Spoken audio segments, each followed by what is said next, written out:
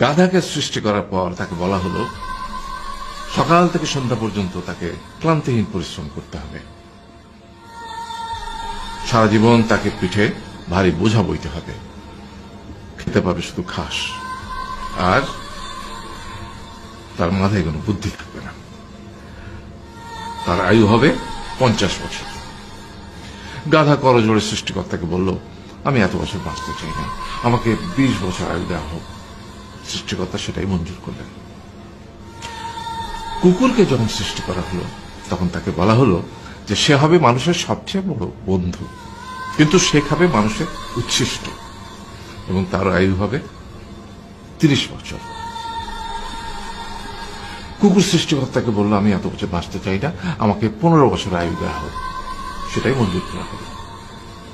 এরপর বানরকে বলা হলো, তুমি শুধু গাছের এ ডাল থেকে ও ডালে ঝুল খাবে এবং নানান রকম ফন্দি ফিকির করে মানুষকে আনন্দ দিবে, তোমার আয়ু হবে 20 বছর।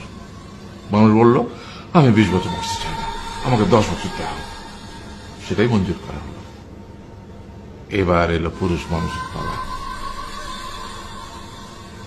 তাকে বলা হলো যে তুমি হলে প্রাণীকুলের মধ্যে সবচেয়ে বিচক্ষণ এবং বুদ্ধিমান, সেই জন্য তোমাকে প্রাণীদের শিরোমণি করা হলো এবং তোমার আয়ু হবে 20 বছর। তখন পুরুষ মানুষ বলল, করজোড়ে বলল সৃষ্টিকর্তাকে যে 20 বছর আয়ু অত্যন্ত কম, হে প্রভু, আমাকে ওই গাধার সে যে 30 বছর আয়ু চায়নি সেটা আমাকে দেয়া হোক, ওই যে কুকুর 15 বছর ফিরিয়ে দিয়েছিল সেটাও আমাকে দেয়া হোক, আর যে বানর 10 বছর নেয়নি সেটাও আমাকে দেয়া হোক। 20 বছর অত্যন্ত কম, আমি দীর্ঘদিন বাঁচতে চাই। সৃষ্টিকর্তা সেটাও মঞ্জুর করলেন। তারপর কি হলো?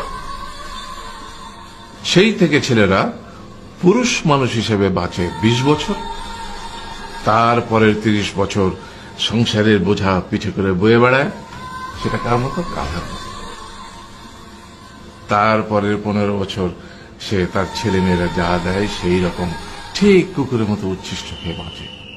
আর তারপরে বৃদ্ধ বয়সে ঠিক বানরের মতো, যেমন গাছের এ ডাল থেকে ও ডাল ঝুল খায় বানর, তেমনি এই ছেলের বাড়ি থেকে ওই ছেলের বাড়ি, আর নানান রকম ফন্দি ফিকির করে তার নাতি নাতনিদের আনন্দ দেওয়ার চেষ্টা করে।